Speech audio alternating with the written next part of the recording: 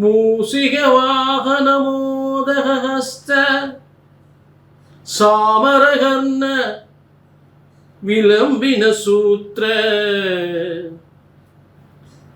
வாமன ரூப மகேஸ்வர புத்திர விக்ன விநாயக பாத நமஸ்தே. விக்ன விநாயக பாத நமஸ்தே.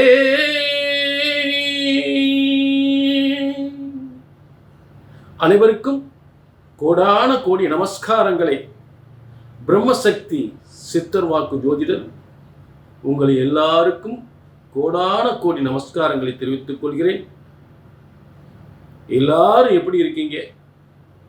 சீரும் சிறப்புமாக சகல யோகங்களும் சகல செல்வங்களும் சகல சௌபாக்கியங்களும் பெற்று சிறந்த வாழ்க்கை, உயர்ந்த வாழ்க்கை வாழ வேண்டும். பல சங்கடங்கள் தீர்க்கக்கூடிய, பல பிரச்சனைகள் தீர்க்கக்கூடிய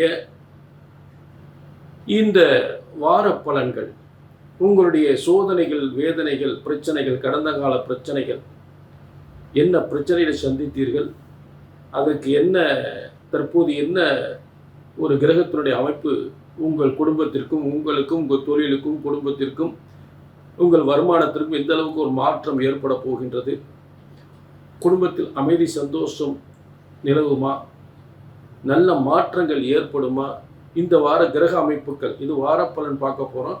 இந்த வாரப்பலனுடைய கிரக அமைப்புகளினால் உங்களுடைய வாழ்க்கையை மாற்றக்கூடிய மிகப்பெரிய யோக சக்தி உள்ள கிரக அமைப்புகள் என்ன, அதற்கான ஆதாரபூர்வ கிரகங்கள் எந்தெந்த இடத்தில் எப்படி அமர்ந்திருக்கின்றது, காலபுருஷ தத்துவப்படி காலச்சக்கரத்திற்கு எந்தெந்த இடங்களில் இறைவனுடைய விதி என்ன, பிரம்மனின் விதி என்ன, அந்த பிரம்மன் போட்ட விதி பிரகாரம் உங்களுடைய வாழ்க்கையில் என்னென்ன யோகங்கள் ஏற்பட போகின்றது, என்னென்ன துன்பங்கள் உங்களுக்கு துரத்தி அடிக்கப் போகின்றது, என்னென்ன யோகங்கள் உங்களை தேடி வரப்போகின்றது, என்னென்ன தொழில் வளங்கள் சிறப்பாக அமையப் போகின்றது, அதற்கான தெய்வ வழிபாட்டுக்குரிய ஒரு நல்ல ஆலய வழிபாடு எது, பரிகாரங்கள் எது, என்ன நிவர்த்தியாக போகின்றது, இந்த வாரம் உங்களுடைய வாழ்க்கையில் ஏற்பட போகின்ற முக்கிய மாற்றம் என்ன, முக்கிய யோகங்கள் என்ன,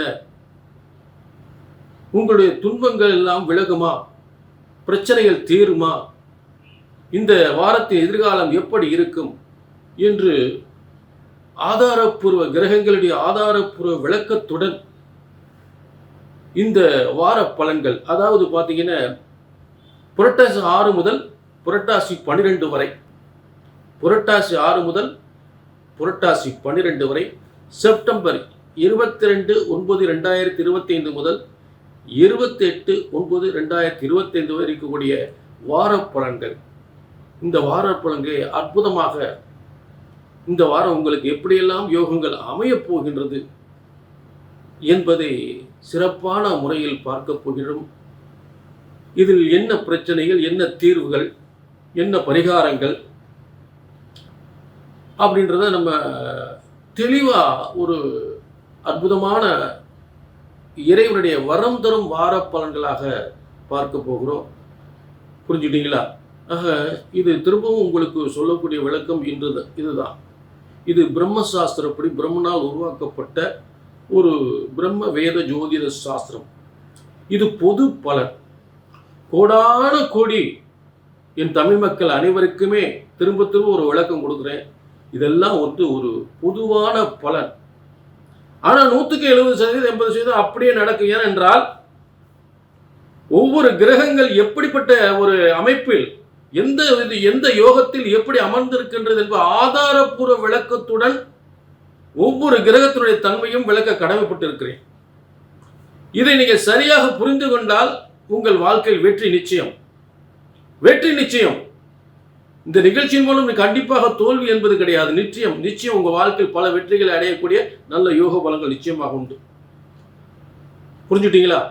ஆக உங்க தனிப்பட்ட ஜாதகத்தை, இது பொது பலன். உங்க தனிப்பட்ட ஜாதகத்தை பார்க்கணும்னா ரொம்ப நாள் கல்யாணம் முடியல, என்னங்க குடும்பத்தில் ஒரே பிரச்சனைங்க, கோர்ட்டு கேஸுன்னு அலைஞ்சிக்கிட்டு இருக்கோம், இல்லை சொத்து பிரச்சனைக்கு கோர்ட்டு கேஸுன்னு அலையிறோம், தொழில் சரியாகலை, தொழில் முன்னேற்றம் இல்லை, வருமானம் இல்லை, கடன் பிரச்சனைகள், இப்படி வேதனையான கொடுத்த பணம் ஏமாற்றம், சொத்து ஏமாற்றம், பணம் ஏமாற்றம், காதலில் பல பிரச்சனைகள், காதல் வெற்றி அடையுமா, இப்படி இளைஞர்களுக்கும் இளைஞர்களுக்கும் உள்ள மன வேதனைகள், தொழில் நடத்துவோருக்கு அந்த தொழில் பிரச்சனைகள் எல்லாத்தையும் சிறப்பாக பார்க்க போகிறோம். எல்லா ராசிக்கும் சிறப்பாக பார்க்க போகிறோம். அதற்கான பரிகாரங்கள் என்னன்னு பார்க்க போகிறோம். சரிங்களா? இப்போ எல்லா ராசிக்குமே வார பலன் பார்க்க போகிறோம். சரிங்களா? அதில் எந்த வித மாற்றம் இல்லை. உங்கள் தனிப்பட்ட ஜாதகத்தை பார்க்கணும்னா, ஏன்னா இது பொது பலன், உங்கள் தனிப்பட்ட ஜாதகத்தை பார்க்கணும்னா கீழே நம்பருக்கு அதை நோட் பண்ணிட்டு ஒரு அப்பாயின்மெண்ட் வாங்கிக்க. என்னை பொறுத்தளவு சொன்னது நடக்கும், நடந்தே ஆகும், நடந்தே தீரும். பிரம்மனால் படைக்கப்பட்ட ஜோதிட சாஸ்திரம் ஒருபோதும் தப்புவதில்லை, தவறுவதில்லை. சரிங்களா? இப்ப எல்லா ராசிக்கு பலன்களை தொடரலாம். வார பலன்கள். மகர ராசினியர்களே, உங்களுக்கான வார பலன்கள் நல்ல கவனிக்க. உங்க வாழ்க்கையில் பல விதமான மாற்றங்கள், பல முன்னேற்றங்கள், பல ஓயாத உழைப்பின் மூலம் முன்னேற்றங்கள், புதிய திட்டங்கள், புதிய செயல்பாடுகள், புதிய முயற்சிகள் அனைத்தும் வெற்றி பெறக்கூடிய ஒரு கிரக மாற்றங்கள். காலப்புருஷ தத்துவப்படி அந்த காலச்சக்கரத்திற்கு உள்ள கிரகங்கள் என்னென்ன இடத்தில் எப்படி அமர்ந்திருக்கின்றது என்பது ஆதாரப்பூர்வ விளக்கத்துடன் உங்களுக்கு பல நிரூபிக்கக்கூடிய ஒரு வகையில் பல விளக்கங்கள் இங்கே சிறப்பாக தருவதற்கு கடமைப்பட்டிருக்கிறேன். முதல்ல இந்த புரட்டாசி 6 முதல் புரட்டாசி 12 வரை இருக்கக்கூடிய தமிழ் தேதி, இதற்குரிய ஆங்கில தேதி 22/9/2025 முதல் 28/9/2025 வரை இருக்கக்கூடிய வார பலன்கள். ஆக மகர ராசினர்களே, இந்த வார கிரக அமைப்புகள் என்ன அப்படின்றத நம்ம பார்க்க போகிறோம். ஆக முதல்ல ஒரு மனுஷனுக்கு தனஸ்தானம் முதல்ல நல்லா இருக்கணும். அப்போ தனஸ்தானத்தில் சனி வக்ரம் பெற்று மேல் ராகுவோடு இருக்கும்போது பல வழிகளில் பல வருமானங்கள், பல முயற்சிகளில் பல முன்னேற்றங்கள், கண்டிப்பாக குடும்பம் அமைதி, சந்தோஷம், ஒரு குடும்பத்திற்காக சாதனை, குடும்ப வருமானம், குடும்ப முன்னேற்றம், ஒரு கல்வியில் முன்னேற்றம், புரியுதுங்களா? வருமானத்தில் முன்னேற்றம், கல்வியில் முன்னேற்றம், வியாபாரத்தில் முன்னேற்றம், நம் திறமைகளுக்கு ஒரு முன்னேற்றம் என்று சொல்லக்கூடிய அடிப்படையில் சனி ராகு குபேர நட்சத்திரத்தில் தனஸ்தானத்தில் இருக்கிறார். நம்மளுடைய இந்த உடம்பு என்னென்ன திறமைகளை வைத்திருக்கிறதோ அந்த திறமைகள் புறம் வருமானமாக கொண்டு வர முடியுமா அப்படின்னு சொல்லக்கூடியதான் அந்த ராசிக்கு 2ஆம் இடத்துல இருக்கக்கூடிய சனி ராகு. அப்போ நிறைய சாதிக்கணும், நம்ம திறமைகளை அப்படி காமிக்கணும், இப்படி காமிக்கணும் அப்படின்னு, அதிலெல்லாம் வருமானம் வரணும், பேரு புகழும் கிடைக்கணும் அப்படின்னு வாக்கு, கல்வி, வருமானம், குடும்பம், அந்த இடத்துல சனி ராகு. அடுத்து மகரத்திற்கு 5ஆம் இடத்தில் குரு பகவான். மகரத்திற்கு 5ஆம் இடத்தில் குரு பகவான். இந்த 6ஆம் இடத்தில், மகரத்துக்கு 6ஆம் இடத்தில் குரு பகவான். 6ஆம் இடம் என்பது நிர்வாகம், பதவி, தொழில் முன்னேற்றங்கள், நிர்வாகம், பொறுப்புகள், புதிய பொறுப்புகள், ஆணையிடும் அதிகாரம், தொழில் நிர்வாகம் என்று சொல்லக்கூடிய அடிப்படையில் உங்களுக்கு 3-12 6ஆம் இடத்தில் இருப்பது நல்ல யோகங்களை ஏற்படுத்தும்.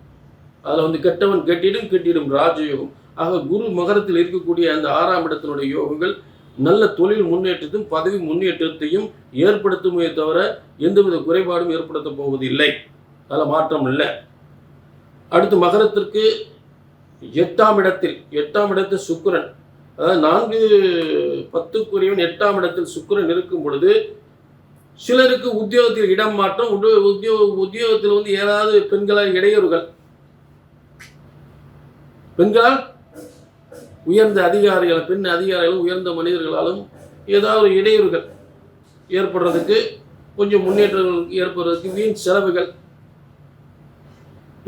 செலவுகள் ஏற்படுறதுக்கு, மன உளைச்சல்கள் ஏற்படுறதுக்கு வாய்ப்புகள் கொடுக்கும். புரிஞ்சுட்டீங்களா? அது கொஞ்சம் நீங்கள் விநாயகர் வழிபாடு, அம்பாள் வழிபாடு கண்டிப்பாக செய்து கொள்ளுங்கள். எந்தவித மாற்றம் ஏற்படும், ஏதாவது பாதிப்புகள் நிச்சயமாக ஏற்படாது. அடுத்து இந்த மகர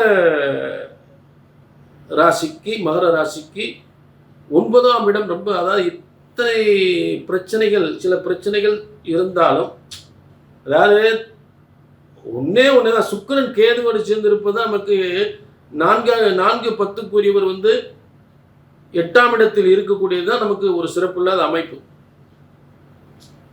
புரிஞ்சுட்டீங்களா? ஆனா இதையெல்லாம் சரி செய்யக்கூடிய அளவுக்கு 9ஆம் இடத்துல சூரியன் புதனும் சேர்ந்து இருக்கிறாங்க. அப்ப இந்த 8ஆம் இடத்துக்குரிய பிரச்சனைகள் பூரா வந்தாலும் சரியாகும் அப்படின்றத,